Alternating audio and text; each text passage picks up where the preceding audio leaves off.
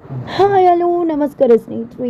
ಏನಿದು ಕಾರಣ ಎಂಥ ಸ್ಥಿತಿಗೆ ತಂದುಬಿಟ್ಟ ರಿಷಿನ. ಓ ಮೈ ಗಾಡ್, ಇದು ವೈರಲ್ ಆಗಿಬಿಟ್ರೆ ಏನಾಗತ್ತೆ, ಇಲ್ಲಿ ಯಾವ ರೀತಿ ಒಂದು ಪರಿಣಾಮ ಬೀರತ್ತೆ. ಇಲ್ಲಿ ವಿಲ್ಲನ್ ಆಗಿರೋ ಕರ್ಣ ಮತ್ತಷ್ಟು ವಲ್ಲನ್ ಆಗಿಬಿಡ್ತಾರೆ ಈ ಒಂದು ಕ್ರೂಯಲ್ನೆಸ್ಸಿಂದ. ಏನಾಗುತ್ತೆ ತಿಳ್ಕೊಬೇಕು ಅಂದರೆ ಈಗಲೇ ನಮ್ಮ ಈ ಚಾನಲ್ನ ಸಬ್ಸ್ಕ್ರೈಬ್ ಮಾಡಿ, ಹಾಗೆ ಒಂದು ವಿಡಿಯೋವನ್ನು ಪೂರ್ತಿಯಾಗಿ ನೋಡಿ.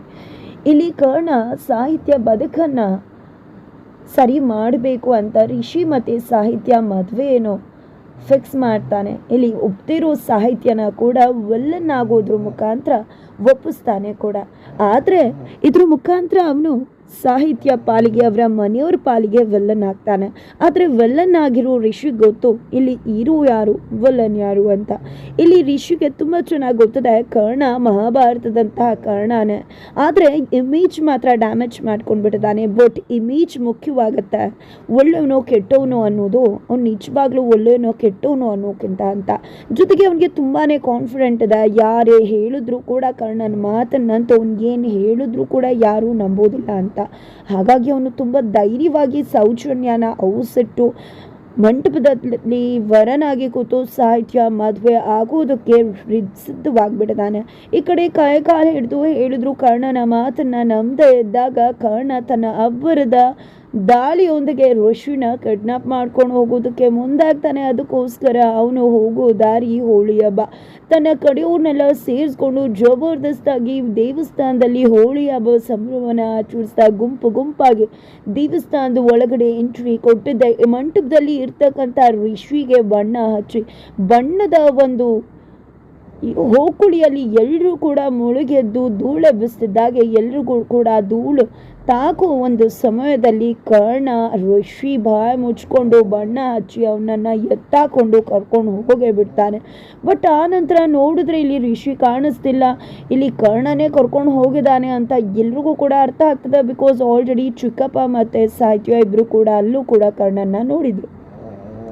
ಇಲ್ಲಿ ಸಾಹಿತ್ಯಗೆ ಆಗಲೇ ಅನುಮಾನ ಆಯಿತು ಕರ್ಣ ಬಂದಿದ್ದಾನೆ ಅಂದಮೇಲೆ ಈ ಒಂದು ಮದುವೆ ನಡೆಯಲ್ಲ ಅಂತ.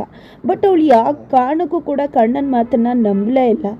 ಅವಳು ತನ್ನ ಮದುವೆ ನಿಲ್ಲಿಸ್ಬೇಕು, ನಾನು ಮದುವೆ ಆಗ್ತಾ ಇದ್ದೀನಿ, ಅಪ್ಪನ ಕೊನೆಯ ಆಸೆ ಈಡೇರಬಾರ್ದು ಅಂತ ಕರ್ಣ ಈ ರೀತಿ ಮಾಡ್ತಿದ್ದಾನೆ ಅಂತ ಅಂದ್ಕೊಂಡ್ಬಿಟ್ಟಿದ್ದಾಳೆ. ಇಲ್ಲಿ ರಿಷಿ ಅಪ್ಪ ಅಮ್ಮ ಅಂತೂ ನನ್ನ ಮಗ ತುಂಬಾ ಇನ್ನೋಸೆಂಟು, ತನ್ನ ಮಗನಲ್ಲಿ ಕೆಟ್ಟ ಗುಣನೇ ಇಲ್ಲ, ಅವನಿಗೆ ಬೇರೆಯವ್ರನ್ನ ಎದುರಿಸೋದೇ ಕಷ್ಟ, ತುಂಬಾ ಸಾಫ್ಟು, ಹಾಗೆ ಹೀಗೆ ಅಂತ ಎವ್ರಿ ಬಿಲ್ಡಪ್ ತಗೋತಿದ್ದಾರೆ.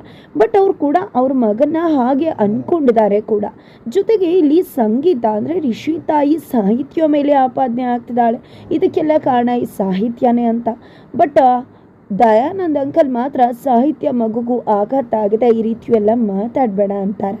ಈ ಕಡೆ ಚಿಕ್ಕಮ್ಮ ಅಂತೂ ಸಾಹಿತ್ಯ ಚಿಕ್ಕಮ್ಮ ಅವನೇ ತಾನೇ ಮತ್ತೆ ಬಂದು ಮದುವೆ ಆಗಬೇಕು, ದಯವಿಟ್ಟು ದಯಾನಂದ್ ಫ್ಯಾಮಿಲಿ ಮೇಲೆ ಜಗಳ ಮಾಡಬೇಡಿ ಅಂತ ತಾತನ ಹತ್ರ ರಿಕ್ವೆಸ್ಟ್ ಮಾಡ್ಕೋತಾರೆ. ಯಾಕಂದರೆ ತಾತ ತಿರುಗಿ ಬಿದ್ದಿರ್ತಾರೆ ತನ್ನ ಮೊಮ್ಮಗಳ ಬಗ್ಗೆ ಸಂಗೀತವರು ಮಾತಾಡಬೇಕಾದ್ರೆ. ಇದ್ರ ನಡುವೆ ಸಾಹಿತ್ಯನೇ ಕಾಣಿಸ್ತಿಲ್ಲ. ಎಲ್ಲಪ್ಪ ಹೋದ್ಲು ಸಾಹಿತ್ಯ ಅಂದರೆ ಅಲ್ಲಿ ಗುಂಪಾಗಿ ಜನಗಳು ಸೇರಿಕೊಂಡು ಏನಿದು ಮತ್ತೆ ಅವನೇ ಬಂದು ಈ ರೀತಿ ಮದುವೆ ನಿಲ್ಲಿಸ್ತಾನೆ ಅಂದರೆ ನಿಜ ಅವರಿಬ್ಬರ ಮಧ್ಯೆ ಏನೂ ಇರಬೇಕು, ಅದಕ್ಕೋಸ್ಕರ ಮದುವೆ ಆಗೋದನ್ನು ತಡೀತಿದ್ದಾನೆ, ಈಕೆ ಮುಚ್ಚಿಟ್ಟಿದ್ದಾಳೆ ಅಂತ ಅನ್ಕೋತಿದ್ದಾರೆ. ಜೊತೆಗೆ ಮತ್ತೆ ಹುಡುಗ ಕಿಡ್ನಪ್ ಆಗಿದ್ದಾನೆ. ಏನಿದು, ಏನು ಮಾಡೋದು, ಏನು ನೆನ್ನೆ ಜಬರ್ದಸ್ತಾಗಿ ನಮ್ಮ ಮನೆಯಲ್ಲ ಹತ್ರ ಎಲ್ಲ ಗಲಾಟೆ ಮಾಡಿದ್ದು ಈ ಸಾಹಿತ್ಯ ಚಿಕ್ಕಪ್ಪ. ಇಲ್ಲೇನಾಯಿತು, ಏನು ಮಾಡೋದು, ಊಟ ಮತ್ತೆ ಮದುವೆ ಬಂದು ಮತ್ತೆ ಊಟ ವೇಸ್ಟ್ ಆಗ್ತದೆ ಅಂತ ಒಬ್ರಿಗೊಬ್ರು ಗೋಸೆಪ್ ಮಾಡ್ತಾನೆ ಇರಬೇಕಿದ್ರೆ ಸಾಹಿತ್ಯ ಬಂದು ಊಟ ಹಾಕಿ ಅಂತ ಹೇಳಿ ಊಟ ಹಾಕಿಸ್ಕೊಂಡು ಊಟ ಮಾಡ್ತಿದ್ದಾಳೆ. ಎಲ್ಲರೂ ಕೂಡ ಹುಡ್ಕೊಂಡು ಬಂದರೆ ಸಾಹಿತ್ಯ ಊಟದ ಹಾಲಲ್ಲಿದ್ದಾಳೆ. ಏನಿದು, ತಾನು ಅಂದ್ಕೊಂಡಿದ್ದೆಲ್ಲ ಆಯಿತು ಅಂತ ಖುಷಿಯಾಗಿ ಊಟ ಮಾಡ್ತಿದ್ಯಾ ನೀನು ಅಂತ ಸಂಗೀತ ಅವರು ಹೇಳ್ತಿದ್ರೆ, ದಯಾನವ್ರು ಬಂದಿದ್ದೆ ಏನೇ ಮಾತಾಡ್ತಿದ್ಯಾ, ಅವಳು ನೋಡಿದ್ರೆ ಖುಷಿಯಿಂದ ಊಟ ಮಾಡ್ತಿದ್ದಾಳೆ ಅನಿಸ್ತಿದ್ಯಾ, ಆಘಾತಕ್ಕೆ ಒಳಗಾಗಿದ್ದಾಳೆ ಅಂತ ಹೇಳ್ತಾರೆ. ನಂತರ ಈ ಕಡೆ ಅವರು ಪೊಲೀಸವ್ರಿಗೆ ಫೋನ್ ಮಾಡಿ ಹೀಗೆ ಕರ್ಣ ಅಂತಕ್ಕಂಥ ವ್ಯಕ್ತಿ ನನ್ನ ಮಗನ ಕಿಡ್ನಾಪ್ ಮಾಡಿದ್ದಾನೆ ಅನ್ನೋ ವಿಷಯನ ತಿಳಿಸಿ ಆ್ಯಕ್ಷನ್ ತಗೋಬೇಕು, ಮೊದಲು ನಮ್ಮ ಮಗನ ಹುಡುಕೊಡಿ ಅಂತ ಹೇಳಿ ಇನ್ಫ್ಲೂಯೆನ್ಸ್ನ ಯೂಸ್ ಮಾಡ್ತಾರೆ. ನಂತರ ಈ ಕಡೆ ತುಂಬಾ ಆಘಾತಕಾರಿಯಾಗಿರ್ತಕ್ಕಂಥ ಕಾರಿಯಾಗಿರ್ತಕ್ಕಂಥ ವಿಷಯ ನಡೆಯುತ್ತೆ. ಬಿಕಾಸ್ ಇಲ್ಲಿ ಸಾಹಿತ್ಯ ತುಂಬಾ ಆಘಾತಕ್ಕೆ ಒಳಗಾಗಿರೋದ್ರಿಂದ ಯಾರು ಏನೇ ಮಾತಾಡಿದ್ರು ರಿಯಾಕ್ಟ್ ಮಾಡ್ತಾ ಇಲ್ಲ. ರೋಡಲ್ಲಿ ಹಾಗೆ ನಡ್ಕೊಂಡು ಹೋಗ್ತಿದ್ದಾಳೆ. ನಿಂತ್ಕೋ ಅಂತ ಹೇಳಿದ್ರು ನಿಂತ್ಕೋತಿಲ್ಲ. ಫೈನಲಿ ಮನೆ ಒಳಗಡೆ ಹೋಗೇ ಬಿಡ್ತಾಳೆ. ಮನೆ ಒಳಗಡೆ ಹೋಗಿದ್ದೆ ರೂಮನ್ನು ಲಾಕ್ ಹಾಕೋತಿದ್ದಾಗೆ ಎಲ್ರಿಗೂ ಕೂಡ ಬೆಕ್ ಶಾಕ್ ಆಗ್ತದೆ. ಡೋರನ್ನು ಓಪನ್ ಮಾಡಿಸೋಕೆ ಟ್ರೈ ಮಾಡ್ತಿದ್ದಾರೆ.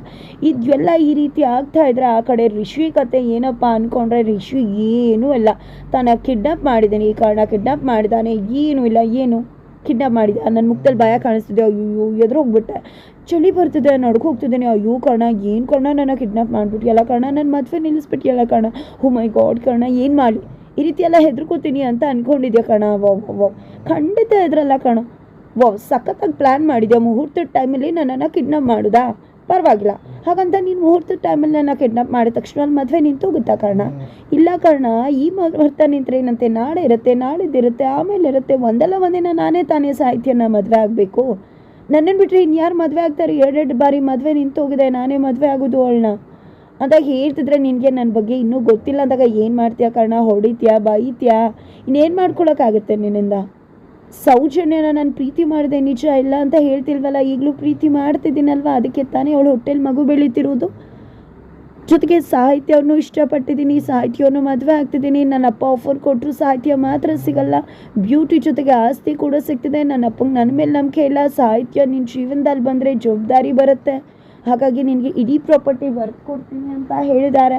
ಬಿಡೋಕ್ಕಾಗತ್ತಾ? ಜೊತೆಗೆ ಇದೇನು ಹೊಸದಲ್ಲ, ನನ್ನ ಲೈಫಲ್ಲಿ ತುಂಬ ಜನ ಸೌಜನ್ಯ ಅಂತ ಹುಡುಗಿರು ಬರ್ತಾರೆ, ಸಾಹಿತ್ಯ ಅಂತ ಹುಡುಗಿರನ್ನ ಮದುವೆ ಆಗ್ತೀನಿ.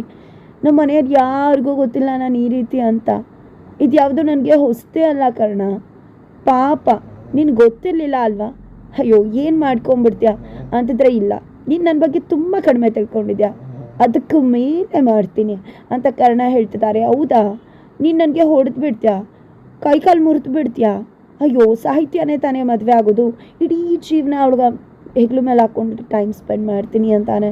ಜೊತೆಗೆ ನನ್ನನ್ನು ಚೆನ್ನಾಗಿ ಹೊಡೆದು ನೀನು ಮಾಡಿಬಿಟ್ರೆ ಮದುವೆ ಆದಮೇಲೆ ಪ್ರತಿದಿನ ಪ್ರತಿ ಏಟ್ಗೂ ಸಾಹಿತ್ಯ ಏಟ್ ತಿನ್ನೋ ಹಾಗಾಗತ್ತೆ. ನೀನು ಅವಳನ್ನು ನೋಡಿ ನೋಡಿ ಸಾಯಬೇಕು, ನಿನ್ನಿಂದ ಆ ಹುಡುಗಿ ಜೀವನ ಆ ರೀತಿ ಆಯಿತು ಅಂತ, ಆ ರೀತಿ ಕಾಟ ಕೊಡ್ತೀನಿ ಅವಳಿಗೆ ಅಂತ ಹೇಳ್ತಿದ್ದಾರೆ. ನಂತರ ಇದೆಲ್ಲ ಆಗ್ತಾ ಇದ್ರೆ ನಂತರ ಈ ಕಡೆ ಮತ್ತೆ ಕಾರ್ ಒಳಗಡೆ ಕೂರಿಸ್ಕೊತಾರೆ. ರಿಷಿನ ಕಾರ್ ಒಳಗಡೆ ಕೂರಿಸ್ಕೊಂಡು ಶಾಪಿಂಗ್ ಹೋಗ್ಬಾ ಅಂತ ಹೇಳಿ ಕರ್ಕೊಂಡು ಹೋಗ್ತಿದ್ರೆ, ಏನು ನಿಮ್ಮ ಅಣ್ಣಂಗೆ ತಲೆ ಕೆಟ್ಟಿದ್ದ, ಈಗ ಶಾಪಿಂಗು ಮೂವಿ ಆಮೇಲೆ ಊಟ ಕೊಡಿಸ್ತಾನ, ಏನು ಮಾಡ್ತಿದ್ದಾನೆ ಅಂತ ಹೇಳಿದಾಗ ನೀನು ಅಂದ್ಕೊಳಕ್ಕಾಗಲ್ಲ ಏನು ಮಾಡ್ತಿದ್ದಾನೆ ಅಂತ. ಹುಚ್ಚು ನಿನಗೆ ಹಿಡಿತಿರೋದು ಅಣ್ಣಂಗಲ್ಲ, ನೋಡ್ತಾ ಇರೋ, ಇದು ಎಲ್ರಿಗೂ ಕೂಡ ಗೊತ್ತಾಗಬಹುದು ಅಂತ ಪ್ಲ್ಯಾನ್ ಮಾಡ್ಕೊಂಡಿದ್ದಾನೆ ಅಣ್ಣ ಅಂತ. ನಡ್ಕ ಶುರು ಆಗ್ಬಿಡುತ್ತೆ ರಿಷಿಗೆ. ಈ ಕಡೆ ಬಂದಿದೆ, ಏನದು ಸ್ವಲ್ಪ ಫಿಯರ್ ಕಾಣಿಸ್ತಿದೆ, ಬಾಬಾ ಶಾಪಿಂಗ್ ಮಾಡಬೇಕು ಅಂತ ಹೇಳಿ ಕರ್ಣನ ಎತ್ತಾಕೊಂಡು ಕರ್ಕೊಂಡು ಹೋಗ್ತಾರೆ. ಫೈನಲಿ ಕರ್ಕೊಂಡು ಬರ್ತಿದ್ದಾಗೆ ಈ ಕಡೆ ಕಾರಲ್ಲಿ ಕುತ್ಕೊಳ್ಳೋಕೆ ಹೋದ್ರೆ ನಿನ್ನ ಜಾಗ ಇಲ್ಲಲ್ಲಪ್ಪ, ಡಿಕ್ಕಿಗೆ ಕುತ್ಕೋ ಅಂತ ಹೇಳ್ತಿದ್ದಾರೆ. ಓ ಮೈ ಗಾಡ್, ರಿಷಿ ಮುಖದಲ್ಲಿ ಫೈನಲಿ ಭಯ ಶುರುವಾಯಿತು. ಹಾಗಿದ್ರೆ ಎಂಥ ಪ್ಲ್ಯಾನ್ ಮಾಡ್ಕೊಂಡಿದ್ದಾನೆ ಕರ್ಣ. ಓ ಮೈ ಗಾಡ್, ನೆನೆಸ್ಕೊಳಕ್ಕೂ ಆಗಲ್ಲ. ನಡು ರಸ್ತೆಯಲ್ಲಿ ರಿಷಿಗೆ ಹೊಡೆದು ಬಟ್ಟೆನ ಬಿಡಿಸಿ ಹಿಂದೆ ಕೈನ ಕಟ್ಟಿ ಅಣ್ಣ ತಮ್ಮದಿರಿಬ್ಬರು ಕೂಡ ಒಂದು ಸ್ಲೀಟಲ್ಲಿ ಸುಣ್ಣ ತಗೊಂಡು, ನಾನು ಕೆಟ್ಟವನು, ನಾನು ಒಳ್ಳೆಯವನಲ್ಲ, ನಾನೊಬ್ಬ ಲೋಫರು, ಈ ರೀತಿ ಒಂದು ಹುಡುಗಿನ ಮದುವೆ ಆಗೋಕ್ಕೆ ಹೋಗಿ ಮೋಸ ಮಾಡೋಕ್ಕೆ ಹೋಗ್ತಿದ್ದೆ, ಒಂದು ಹುಡುಗಿಗೆ ಆಲ್ರೆಡಿ ಮೋಸ ಮಾಡಿದ್ದೀನಿ, ನನ್ನ ಮಗು ಬೆಳೀತಿದೆ ಒಂದು ಹುಡುಗಿ ಹೊಟ್ಟೆಲಿ, ನಾನೊಬ್ಬ ಪಾಪಿ ಕೆಟ್ಟವನು, ನನಗೆ ಬಂದು ಎಲ್ಲ ಹೊಡೀರಿ ಅಂತ ಹೇಳಿ ಸ್ಲೀಟಲ್ಲಿ ಬರ್ಸಿ ಕತ್ತಿಗೆ ನೇತಾಕ್ಸಿ ಶರ್ಟನ್ನು ಬಿಡಿಸಿ ಬಾಯಿಗೆ ಬಟ್ಟೆನ ಹಾಕಿ ನಡು ರಸ್ತೆಯಲ್ಲಿ ನಾಯಿ ಥರ ಎಳ್ಕೊಂಡು ಹೋಗ್ತಿದ್ದಾರೆ. ಈ ಕಡೆ ಎಲ್ಲ ಜನಗಳು ಕೂಡ ನೋಡ್ತಿದ್ದಾರೆ ರಿಷಿ ಸ್ಥಿತಿ ಹೇಳ್ತಿರೋದು.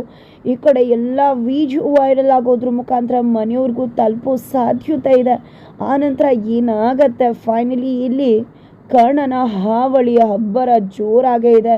ರಿಷಿ ಇಷ್ಟೊತ್ತು ಹಾರಾಟ ಚೀರಾಟ ಮಾಡ್ತಿದ್ದ ರಿಷಿ ಮೌನವಾಗಿ ತಲೆ ತಗ್ಸಿ ನಡು ರಸ್ತೆಯಲ್ಲಿ ನಡ್ಕೊಂಡು ಹೋಗ್ತಿದ್ದಾನೆ. ಆ ಕಡೆ ಸಾಹಿತ್ಯ ಮೌನ ಗೌರಿಯಾಗಿ ಸಿಡಿದದ್ದು ಮಾಮೂಲಿ ಡ್ರೆಸ್ಸಲ್ಲಿ ಹೊರಗಡೆ. ಹಾಗಿದ್ರೆ ಏನಾಗ್ಬೋದು ಮುಂದೆ? ರಿಷಿ ಕೆಟ್ಟವನು, ಕರ್ಣ ಒಳ್ಳೆಯವನು ಅನ್ನೋ ಸತ್ಯ ರಿವೀಲ್ ಆಗುತ್ತಾ? ಆನಂತರ ಕರ್ಣ ತನ್ನಿಂದ ಮದುವೆ ನಿಂತ ಸಾಹಿತ್ಯ ಮದುವೆ ಜವಾಬ್ದಾರಿ ನಂದು ಅಂತ ಹೇಳಿ ಹುಡ್ಕೋ ಪ್ರಯತ್ನ ಮಾಡ್ತಾ ಅವನೇ ಪ್ರೀತಿ ಮಾಡೋಕೆ ಶುರು ಮಾಡ್ಕೋತಾರೆ. ಏನಾಗುತ್ತೆ ಏನಾಗಬಹುದು ತಿಳ್ಕೊಬೇಕು ಅಂದರೆ ಈಗಲೇ ನಮ್ಮ ಈ ಚಾನಲ್ನ ಸಬ್ಸ್ಕ್ರೈಬ್ ಮಾಡಿ ಮುಂದಿನ ವೀಡಿಯೋಗೋಸ್ಕರ ವೇಟ್ ಮಾಡೋದನ್ನು ಮರಿಬೇಡಿ.